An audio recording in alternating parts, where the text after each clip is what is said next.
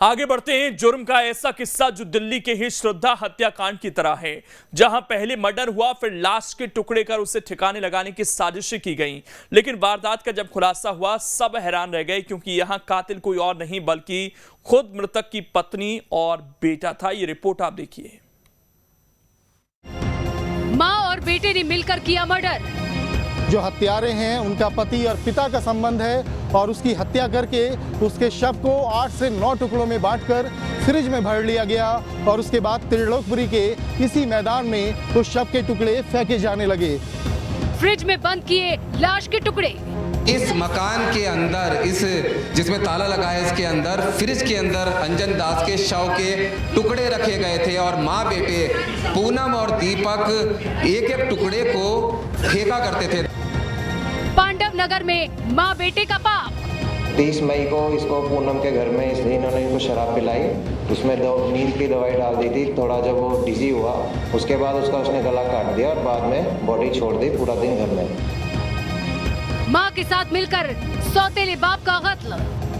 वो मेरे बच्चों के साथ गलत कर रहा था, गलत नियत रखता था, इसीलिए करा मैंने नहीं, मेरे बेटे ने करा। दिल्ली के दिलो दिमाग से अभी तक श्रद्धा हत्याकांड की दहशत भी न निकली होगी कि पांडव नगर में माँ बेटे का पाप का ऐसा घड़ा फूटा जिसने लोगों को दहला कर रख दिया। अंजन दास नाम का शख्स इसे बताया जा रहा है जिसकी हत्या की गई, और वह हत्या किसी और ने नहीं बल्कि उसकी पत्नी और उसके बेटे ने की। अवैध संबंधों के चलते बताया जा रहा है कि यह हत्या की गई थी और साथ ही साथ सीधे तौर पर इस हत्या का खुलासा काफी समय के बाद हुआ। जो शव था अंजन दास का, उनके शरीर के टुकड़े लगातार माँ और बेटे पूनम और दीपक आसपास के इलाके में चांद सिनेमा के सामने सीसीटीवी की नजरों में कैद हो चुकी ये चंद तस्वीरें दिल्ली के पांडव नगर में हुई जुर्म के उस खौफनाक किस्से की गवाह है। कैमरे में नजर आ रहे इस लड़के के हाथों में एक बैग है, मगर इस बैग के अंदर थे इंसानी जिस्म के चंद टुकड़े। ये टुकड़े थे अंजन दास के, जिसके बेजान जिस्म को करीब 10 हिस्सों में काटा गया। जुर्म के इस किस्से की शुरुआत होती है जून 2022 से, जब दिल्ली में त्रिलोकपुरी इलाके में एक मैदान से इंसानी जिस्म के चंद हिस्से बरामद हुए। मगर अभी तक पुलिस को इस बात का अंदाजा नहीं था कि ये लाश किसकी है। 5 जून को रामलीला मैदान में ईस्ट डिस्ट्रिक्ट में कुछ बॉडी पार्ट्स मिले थे। उसके बाद लगातार 3 दिन तक शुरू में दो पैर, 2 थाई, फिर एक स्कल मिला एक दिन, उसके बाद एक बाजू का हिस्सा मिला।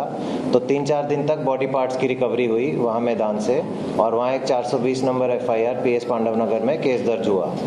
इसमें काफ़ी जद्दोजहद हुई। पहले तो ये बॉडी को आइडेंटिफाई करने की, UID भी बॉडी थी, उसमें ये आइडेंटिफाई नहीं हो पाई थी। इसी कारण इस केस में कोई ब्रेक थ्रू मिल नहीं रहा। जिस्म के टुकड़े मिलने के बाद से ही पुलिस मामले में जांच शुरू कर देती है। इस बीच पुलिस के हाथ सीसीटीवी में कैद एक अहम सुराग लगता है। तस्वीरों में कातिल तो नजर आ गया, मगर उसकी पहचान मुमकिन नहीं थी। दूसरी तरफ इलाके से जिस्म के टुकड़ों के मिलने का सिलसिला यूं ही जारी था। इसी मैदान में उस शव के टुकड़े फेंके जाने लगे। पुलिस के लिए ये केस अपने आप में एक बड़ी चुनौती बन चुका था। ये केस जून का है। 31 जून की रात को यहाँ पैर के टुकड़े, दोनों पैर के जो टुकड़े हैं वो मिले। उसके बाद अगले दिन फिर बाजू का हिस्सा मिला, सिर का हिस्सा मिला, और पुलिस के लिए चुनौती बन गया। हम आपको ये लोकेशन बता दें कि त्रिलोकपुरी में ये देखेंगे आप मेट्रो स्टेशन और जो साइबर पुलिस स्टेशन है, ठीक उसके साथ की जगह है, खाली मैदान है, DDA लैंड है, और इस जगह पर हत्यारे रात के समय आते थे और शव के टुकड़े इस जगह फेंक। वक्त दर वक्त जिस्म के अलग अलग हिस्से मिलते रहे। अब तक लाश के 4 टुकड़े मिल चुके थे। धीरे धीरे 6 महीने का वक्त बीत गया। फिर तमाम सुरागों की मदद से मृतक की शिनाख्त हो गई तो सामने आया कि मैदान से बरामद लाश के वो टुकड़े त्रिलोकपुरी के ब्लॉक नंबर 4 में रहने वाले अंजन दास के थे। पूछताछ में सामने आया कि अंजन दास करीब 6 महीने से लापता था। अंजन के घर वालों ने लोगों को उसके गांव जाने की कहानी सुना दी थी, मगर असल सच्चाई अभी भी उस मकान के अंदर कैद थी। शक की बिना पर जब पूछताछ के लिए पुलिस अंजन के घर तक पहुंची तो जुर्म परत दर परत खुलता चला गया। इसी मकान के अंदर अंजन का कत्ल किया गया। लाश को टुकड़ों में काटकर हकीकत छिपाने की नीयत से फ्रिज में बंद कर दिया गया। करीब 6 महीने तक पुलिस जिस्म के टुकड़े की बिना पर सच्चाई तलाशती रही और फिर जब पुलिस कातिलों तक पहुंची तो टूटते हुए रिश्ते के खूनी नतीजे का एक खौफनाक किस्सा खुलकर सामने आ गया।